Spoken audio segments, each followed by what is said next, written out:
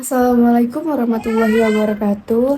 Hai, perkenalkan nama saya Ratu Balkis Paira, NPM 231434 120. Nah, di sini saya akan mempresentasikan tugas saya sebagai tugas UTS saya dengan mempresentasikan rancangan sebagai calon guru di masa depan nanti. Sebelumnya saya akan membacakan rancangan-rancangan yang sudah saya tulis di buku saya sebagai berikut ini. Saya sebagai mahasiswa PGSD, saya bercita-cita menjadi guru yang profesional, sabar, dan mampu menciptakan pembelajaran dan kelas yang nyaman serta menyenangkan. Dan saya tidak ingin menjadi guru yang tidak hanya mengajar, tetapi juga membimbing, memotivasi, dan menjadi teladan bagi anak-anak didik saya. Nah, rancangan-rancangan yang saya buat adalah sebagai berikut.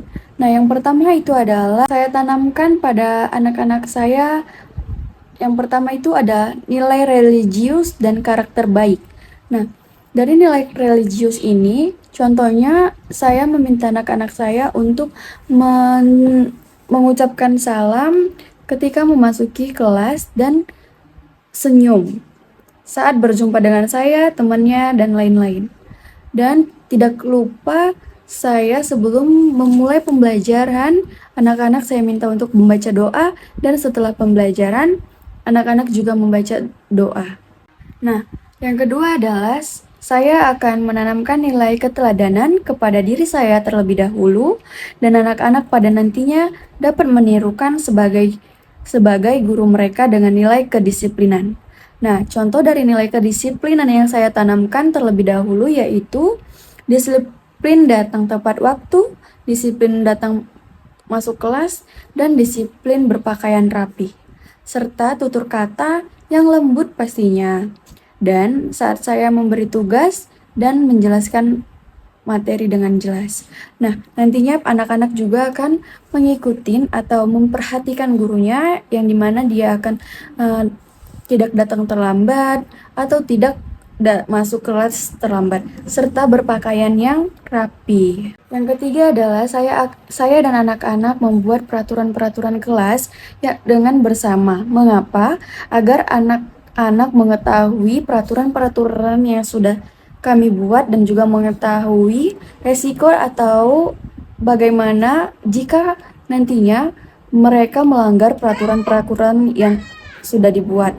Contohnya yaitu seperti yang pertama yaitu membuat jadwal piket kelas. Nah, di situ saya dan murid-murid pastinya akan membuat struktur atau piket kelas. Nah, yang kedua itu membuat struktur organisasi seperti pemilihan ketua kelas dan perangkat kelas lainnya. Nah, selanjutnya itu adalah serta saya akan membiasakan anak-anak mengucapkan 4 kalimat sederhana atau kalimat ajaib yang dikenal sebagai kata maaf, tolong, permisi, dan terima kasih, agar mereka sopan dalam melakukan aktivitasnya dan adanya adab dan sopan santun dalam berbicara.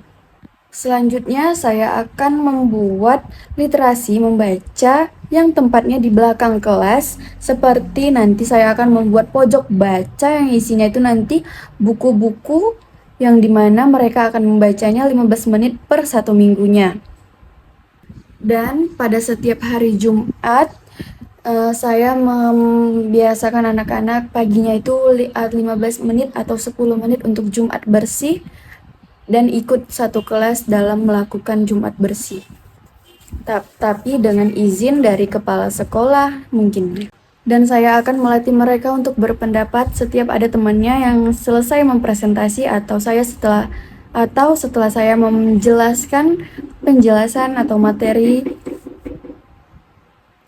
yang sudah saya jelaskan. Dan saya akan menanamkan nilai karakter kejujuran kepada anak-anak dengan membentuk pribadi dan berkata dan bertindak sesuai tindakan dan kebenaran yang ada, agar anak-anak dapat berkata dan jujur atas tindakan yang mereka buat.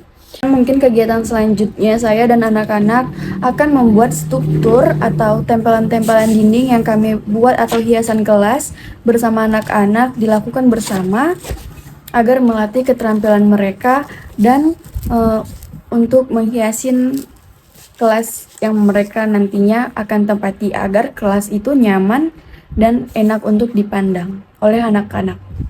Dan yang terakhir, saya mungkin akan membuat iuran yang dimana itu mungkin 2.000 atau 1.000 rupiah seminggunya, agar dapat membeli kebutuhan mereka. Yang pertama itu ada minum, mungkin seperti kelas-kelas yang dulu saya masuki waktu magang.